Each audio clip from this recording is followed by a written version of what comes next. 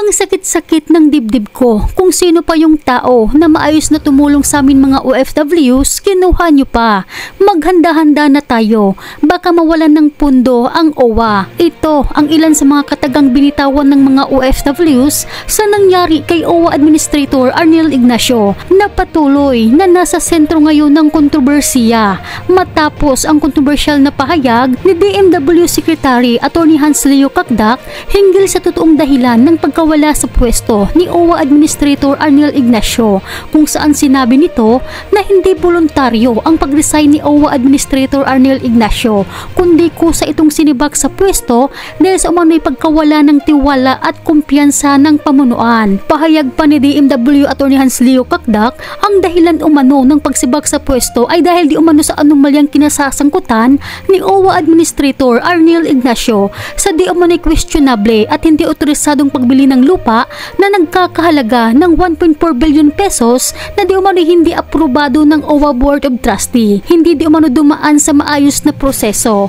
Ang nasabi umanong lupa na nabili ay para daw sana ito sa pabahay ng mga OFWs at accommodation na nabili noong taon 2023, ngunit lumabas lamang daw ang deed of sale noong taong 2024. Kaya dahil dito, nawalan umano ng tiwala at kumpiyansa ang pamunuan sa pamumuno ni OWA Administrator Arnel Ignacio. Sa kabila ng mabigat na akusasyong kinakaharap ni dating OWA Administrator Arnel Ignacio, marami sa mga OFWs ang hindi naniniwala na sangkot si OWA Admin Arnel Ignacio sa anomalyang inakusa sa kanya. Komento ng ilan, gawa-gawa lang daw umano ang paratang, tulad daw sa ginawa nila sa Vice Presidente Inday Sara Duterte na hanggang ngayon daw ay hindi pa napapatunayan. Sinabi naman ng isang OFW na hindi di umano nila kayang hawakan sa liig si OWA Administrator Arnel Ignacio, kaya daw ginawa nila ito ng issue para mapatalsik sa pwesto ang taong dati daw inappoint ni dating Pangulong Rodrigo Roa Duterte na para sa mga OFWs. Sa nangyaring ito, marami sa mga OFWs ang nasaktan, napaiyak. Isa na dito itong ating kababayan na lumuluha habang nagsasalita sa social media. Sobra kasi itong nasaktan sa pagtanggal kay OWA Administrator Arnel Ignacio. Pero bago tayo magpatuloy, huwag kalimutan i-like, share, subscribe at pahit na rin ang kampana for more upcoming videos. Salamat! Partido ang sakit sa lugar na po, sa ang lugar.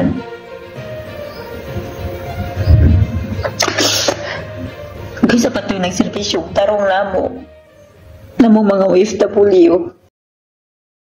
Apa na gitangtang sa isang katungdanan. Bisan pag sa kakabadlungon na adiri sa laingason at tapangan kanisa ko ibaliwa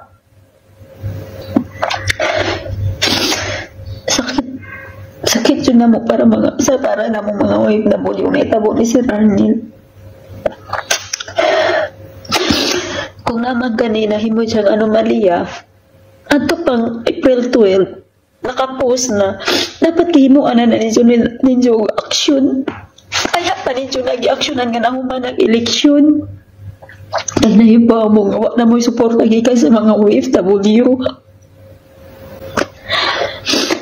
Pero siguro sa gitangtang pa na ninyo sa ato pang buwan musamot yun siguro nga wala yun may makuha sa mga OFW mga boto. Karon kaya nakita ninyo mo na mo'y suporta na mo. Anak na, inyo namin kuhaan yung tao nga mao'y nagservisyo na mo sa insakto. Kurang medyo kauot sa mong dugan. Kami magkahibayani. Wala ninyo na kami mga nabul yung mga dagko, may mga natabang kaya sa Pinas, mga taksis na mo. Mga tao ni Tatay Digong inahinasan ninyo ang kuha.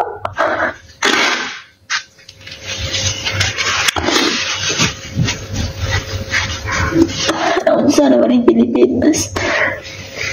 Unsa ka na kung tabang ni Sir Arnel na mo mga OFW. Kana si Sir Arnel halos dili na matug para lang kuan yang problema. Nya karon asa naman miduol. Well, madagana na mo ng bagko nga naglingkod diya.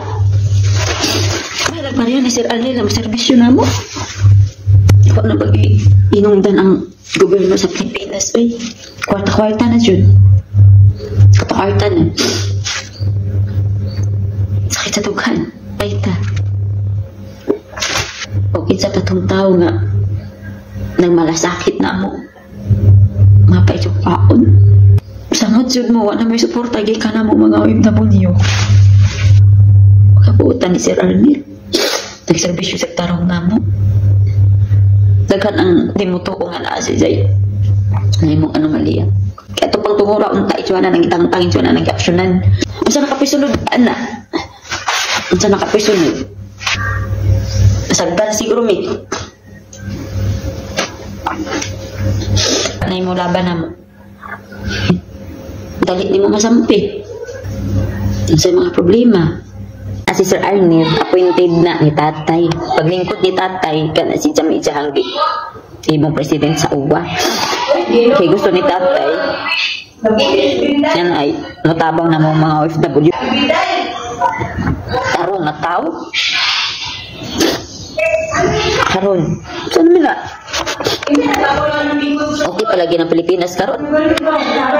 At sabi din naman ng iba, dahil nga daw tinanggal sa posisyon si Sir Arnel Ignacio dahil ito ay hindi nila mahawakan sa leeg dahil kay Duterte ito eh. Kaya lahat ng kaalyado na kumakampi sa Duterte, pinapalitan nila ito.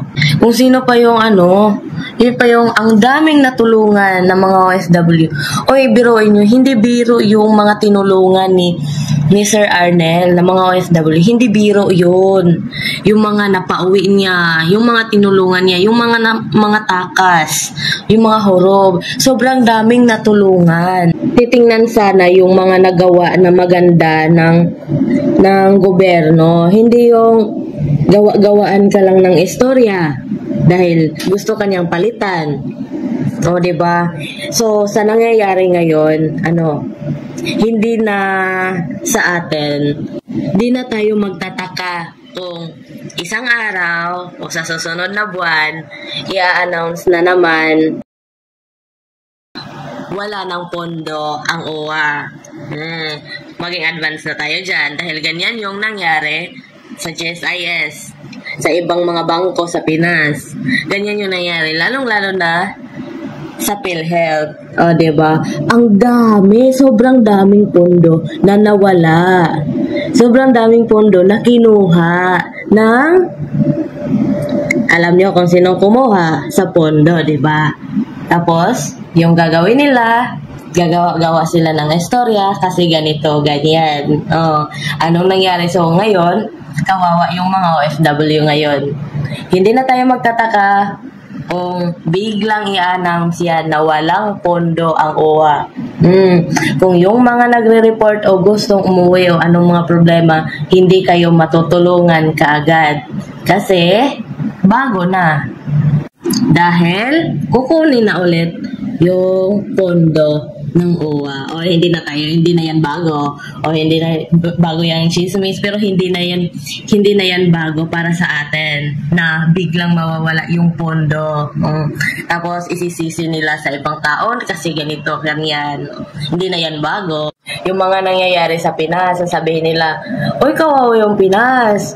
Wala nang pondo, wala nang ganito." Pero inisip nyo ba, bakit ang daming perang ginawang ayuda? Saan kinuha yung pera? Bakit ang daming ayuda?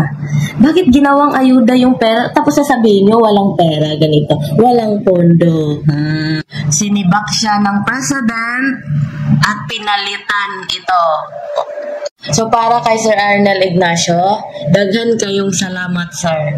Daghan kay kag natabangan. Ang dami mong natulungan ng mga OFW. Hindi biro yun. As in, hindi biro yun. Kahit nga kami, hindi biro yung maging OFW, ha? Pero yung ginawa sa'yo ngayon, ay, grabe. Pwede ka naman nilang sabihin na nag-resign or anong excuse nila. Pero yung sasabihin na nawala yung 1.4 billion na binili ng ganito, yung gawa-gawaan ka ng issue, ay, tapos, gawaan ka na nga ng issue, pinalitan ka pa, ay, ang galing. Pwede naman sanang palitan mo yung tao kung ayaw mong Kung ayaw mo siya, hindi mo siya gusto, or hindi mo siya kayang hawakan sa leeg, pwede mo namang, palitan na hindi mo gawa-gawaan ng issue, di ba? Sir Arnel Ignacio, daghang salamat sa imong pagserbisyo na mga OFW ug magpabilin ka kanunay sa among dukan. Mabuhay ka, sir. Ikaw kabayan, ano ang masasabi mo sa nangyari ngayon kay OWA Administrator Arnel Ignacio? Pakikomento ang inyong saloobin. Salamat at palagi po kayong mag-ingat.